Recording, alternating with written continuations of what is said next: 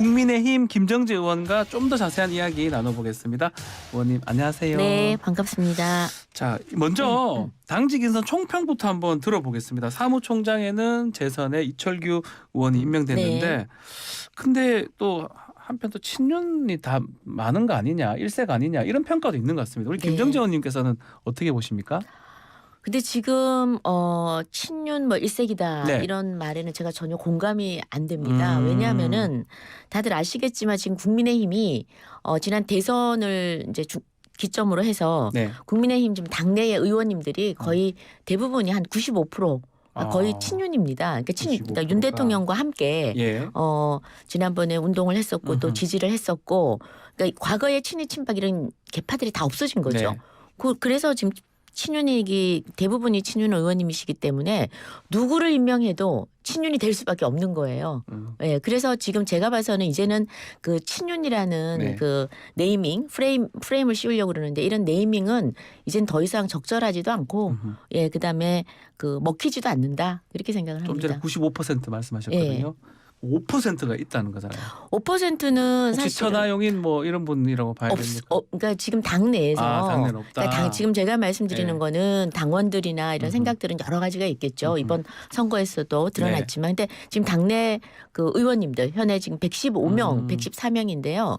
그 의원님들 중에는 뭐 특별히 뭐 반윤을 한다든지 뭐 어떤 뭐 개파가 있어가지고 서로 개파에 갈등을 한다든지 이런 게 정말 거의 없습니다. 그래서 이번에 뭐 예를 들어서 조금 이후에 뭐 강대식 의원님, 네. 강대식 의원님도 마찬가지신데요. 뭐 유승민 개라고 하지만 이번에 그래도 또 그 예전에 유승민 대통령 후보 때는 도왔지만은 이번에 또 김기현 후보 또 많이 지지한 걸로 알고 강대식 있습니다. 의원이 지명직 최고위원이 지금 임명이 됐는데 네네. 예전 유승민 계지 지금은 아니다. 또 이런 평가도 있는 것 같더라고요. 그렇죠. 예, 유승민 개 뭐 다 아시겠지만 이번에 지역구가 동구을입니다. 네. 대구 동구을. 그래서 지난 대선 때는 그 유승민 후보 그 대외협력본부장을 맡으셨고요. 네. 또 대구 동구의 그 구의원부터 출발을 하셨어요. 그래서 동구청장도 지내셨고, 그렇죠. 그래서 유승민 의원의 과거 지역구를 그대로 물려받. 유승민 의원이 대구 동구였습니다. 네, 동구을이었죠. 예, 맞습니다. 그래서 오랫동안 유승민 의원과 많은 인연이 있었다고 저를 알고 있고요. 근데 이번 이제 전대에서는 또 김기현 후보를 또 도왔습니다. 그래서 지금 당내 의원님들은 뭐 예전 유승민 개 네. 또는 뭐 이준석 대표 또 지지해서 그 당시 당대표 선거할 때는 이준석 지지했지만 또 이번에 김기현 대표 지지하시는 분도 많았고요. 그래서 근데 그럼에도 불구하고 전체적으로 그러니까 윤석열, 친윤, 비윤, 반윤으로 했을 때는 대부분이 다 친윤 의원님이죠. 95% 이상이다. 자, 조직도 보면 지금 사무총장도 중요하지만 네. 총선을 담당하는 조직 부총장 이 사실은 좀 무게감이 있는 분이 맡는다고 항상 알려져 있는 자리인데 초선 배현진 의원이 이제 이걸 맡게 됐습니다. 네. 이 부분 어떻게 봐야 됩니까? 그러니까 지금 전체적으로 정치가 지형 변화가 많은 것 같습니다. 네. 예전에 비해서 지금 최고위가 예전 같으면 당 지도부가 민주당이나 뭐 우리 국민의힘 마찬가지인데 네.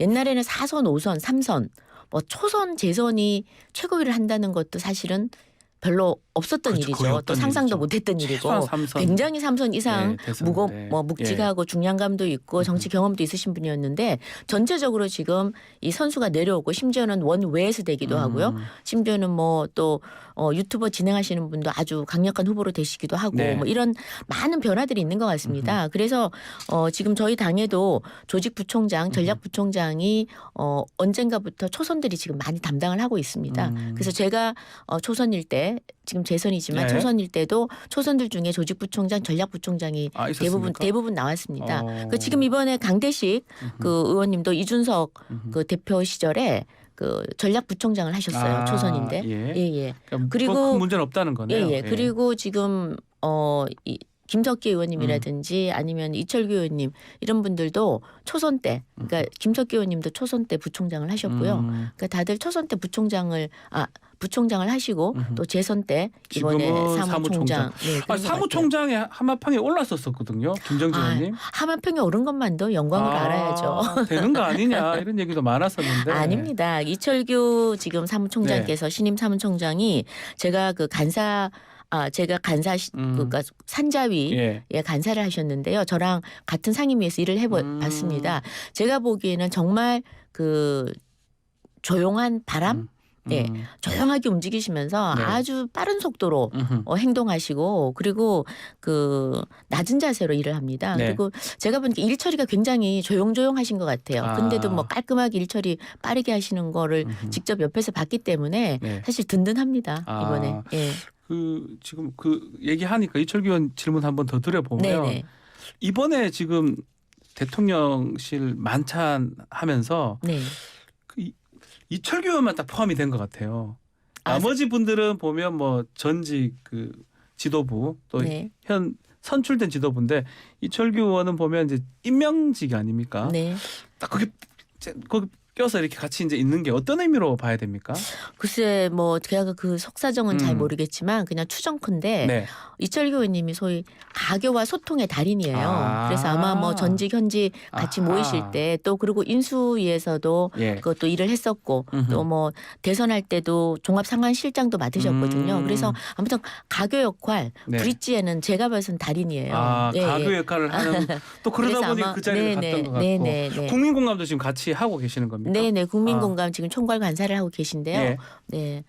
그런 역할을 하고 있기 네네. 때문에 그 자리에 갔을 가능성도 있을 것이다. 아니요. 국민공감하고 무관하죠. 그건 상관없지만 아마 지금 이번에 사무총장, 신임 사무총장 자격으로 아마 같이 가셨던 것 대통령 같습니다. 신임도 좀 더 두텁다 이렇게 봐야 되는 겁니까? 신임이 두텁죠. 네. 예. 알겠습니다. 일을 굉장히 오래 같이 예. 했었고 대선 때부터 지금 거리에서 계속 일을 했기 때문에 신임도 두텁고 또 당내에서도 많은 의원님들로부터도 굉장히 소통을 많이 하시다 보니까 네. 협상도 잘 하시고요. 그래서 아하. 신임이 두터운 편입니다. 알겠습니다. 자, 네. 어제 김기현 대표가 안철수 의원을 만났습니다. 네. 자, 오늘은 한교안 전 대표 만난다는 얘기도 있고요.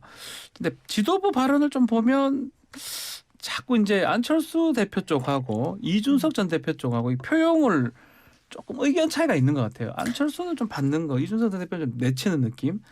좀 어떻게 봐야 됩니까? 그러니까 제가 왜 이런 말들이 나왔나 봤더니 언론에서 계속 그 방송에서 오늘 같은 라디오 방송에서 질문을 하는 거예요. 그래서 그런 건가요? 질문을 계속 하니까 예. 이게 대답을 안 할 수도 없고 대답을 하다 보니까 또 질문도 아주 고약하게 해요. 예? 저희는 그래서 네. 그 이준석 대표 어떻게 할 거냐 막 이러는데 궁금하긴 궁금해서요. 너무 궁금한 부분이고. 저는 다 안아야죠. 지금 사실 연포탕이라고 하는 게 뭐 인선을 꼭 어떻게 한다 이거보다는 이번에 출마하신 분들 이번에 천하람 후보라든지 안철수 후보, 네. 황교안 후보님들 다들 우리 당원들이 다들 지지해 주신 분 아니겠습니까? 그래서 함께 일을 하면서 결국 윤석열 정부 성공 그리고 다음에 또 총선 승리를 통해서 어떻게 생각하면 일을 제대로 할 수 있게끔 하는 거 이게 목표 아니겠습니까? 그래서 그것을 위해서라면 당연히 열고 안고 뭐 다 해야죠. 할 수 있는 건 다 해야죠. 이준석 전 대표도 안아야 된다.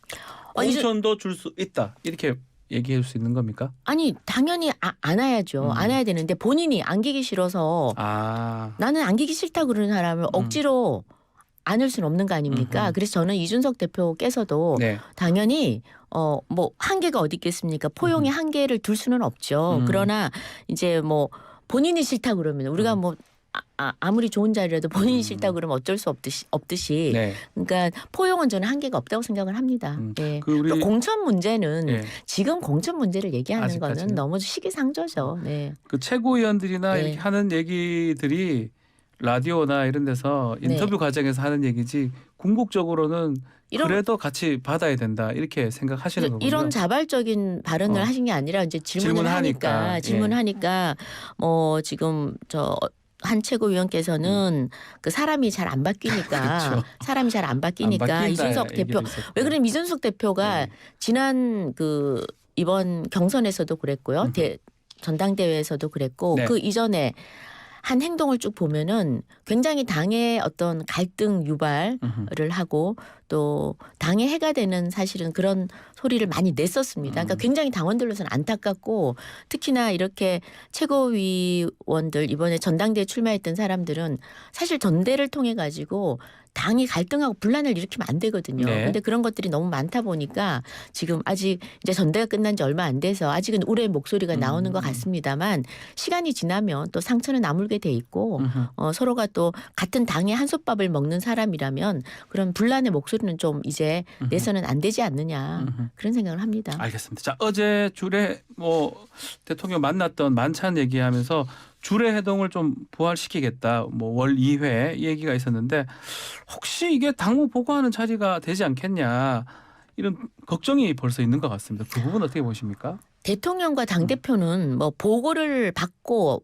하고 하는 그런 관계가 아닙니다. 네. 서로 협조 관계죠. 그래서 관계, 예. 국민들 앞에서는 무한한 책임을 지는 공동 책임을 지는 그런 관계지 그런 뭐 보고하는 그런 건 아니라고 보고요. 저는 뭐 주례 회동이 됐든 원래 회동이 됐든 많이 만나면 만날수록 소통을 하면 할수록 훨씬 더 그 당정이 그 함께 갈 수가 네. 있다. 그러니까 따로 가는 것보다는 따로 가면은 늘 엇박자가 나고 분란이 일어납니다. 그래서 네. 저는 당정이 좀 더 긴밀하게 같이 가야 협조 된다. 관계를 가져야 된다. 예, 그렇게 생각합니다. 대통령의 어떤 그 당무에 얘기할 수 있는 책임 또 권한 이런 게 어느 정도 수준 어느 정도 범위라고 봐야 됩니까?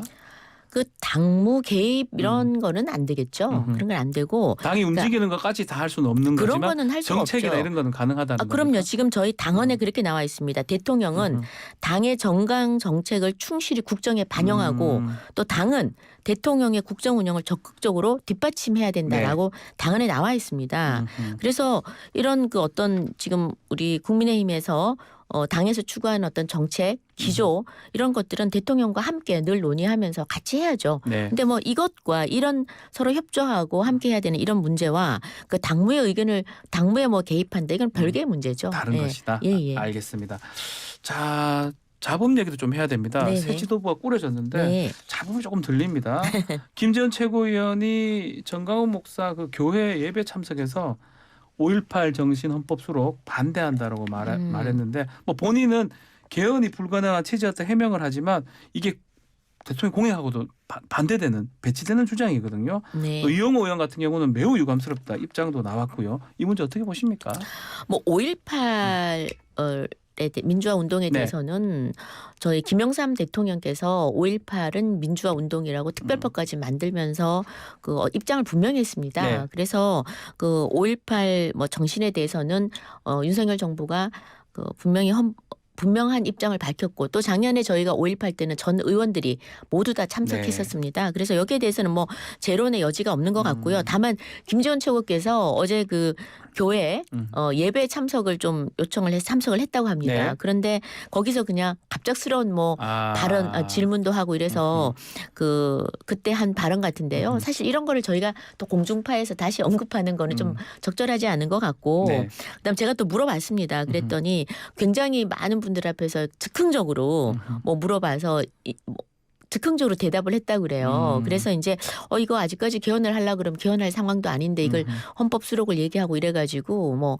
개인적으로는 이렇다. 지금 아직 개헌할 상황은 아니다. 이런 걸 염두에 뒀는데 이게 뭐 급작스럽게 얘기를 하다 보면은 말이 좀 꼬이기도 하는 것 같아요. 그래서 그 자리에 이제 현장에 제가 없었기 때문에 이런 문제는 이제 김재원 의원님 본인이 스스로 해명해야죠. 뭐 저희 스스로 방송에 설명을 이제 하시고. 출연을 하십니다. 그 정도 그 수준에서. 정도 하세요? 질문을 드려봐야 되는데 민주당은 지금 당직 즉각 박탈하고 징계해라 이런 얘기까지 하는데 네. 당윤리위가 있잖아요. 네네. 징계의 필요성도 있는 건가요? 그 부분 어떻게 보십니까? 글쎄 저는 뭐 제가 뭐 그렇게 어떻다고 얘기를 할 입장은 좀 아닌 것 같습니다. 근데 다만 민주당에서는 지금 워낙 당내에 네. 그 당대표 리스크가 크고 지금 또 5번째 그 측근이 5번째 그 뭐 극단적인 선택을 하다 보니까 지금 뭐 조그만한 뭐라도 하나 생기면은 무조건 조금 과하게 대응하는 것 같으신데요. 이거는 저희 당에서 논의할 것 같으면 아마 지도부에서 논의를 하지 않을까 싶습니다. 어떨지는 모르겠습니다. 또 저는. 하나가 있어요. 네. 태영호 또 최고위원은 또 공식 회의에서 핵무장 네네. 발언을 또 했거든요. 네. 이게 참 이 대통령이 곧 이제 방미를 하는데 국빈으로 이게 사실 좀 부담스러운 발언 아닌가요? 그렇죠. 뭐 근데 이제 이런 오늘 이런 상황을 보면 네. 최고위도 굉장히 자유롭게 본인이 발언하고 싶은 대로 발언하는구나 이런 걸 좋게 또 보시는 측면도 있군요. 반증하는 것 같고요. 예. 그러니까 태영호 의원님께서는 뭐 다 아시다시피 그 북한 출신이십니다. 네. 그러니까 이번에 뭐 저희 지역 안배가 전국적으로 다 잘 돼 있지만 심지어는 북한 출신조차도 됐다고 그래서 지역의 안배 잘 됐다고 그렇게 얘기하시는 분도 계신데 굉장히 북한의 이 지금 미사일 도발이라든지 이런 데 대해서 굉장히 그 민감할 뿐만 아니라 이 정말 북한에 대해서는 확실하게 응징을 해야 된다라는 생각을 갖고 계세요. 네. 누구보다도 북한을 잘 아시기 때문에 그리고 북한 상황에 대해서도 굉장히 정통하시고 그래서 아마 그 핵무장을 해야 되지 않느냐라는 개인적인 의견을 낸 것이라고 보고요. 아직까지 뭐 저희 당에서 공식적으로 그런 이야기를 아직은 한 적은 없는 걸로 알고 있습니다. 이거는 개인적인 네네. 의견일 것이다. 네. 이렇게 보시는 거군요. 자, 이 질문 한번 드려보겠습니다. 원내대표 이제 새로 뽑습니다. 네. 장제원 의원이 조금 고른이 됐었는데 불출마 의사를 표명했습니다. 네. 그러면 안 나오겠다 뭐 이런 게 봐야 됩니까? 아, 그럼요. 장재원 의원님 분명히 안 나오겠다고 말씀을 하셨고 네.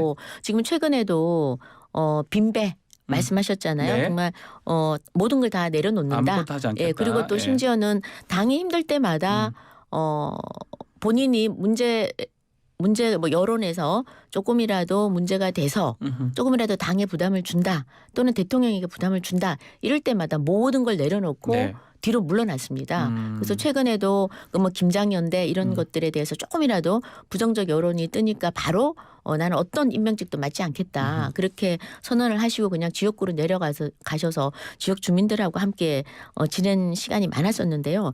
제가 보기에는 이 장제원 의원께서 네. 사실은 그 윤핵관이라는 그런 악의적인 프레임에 갇혀서 굉장히 가장 큰 고초를 받지 않았나 싶고요. 예.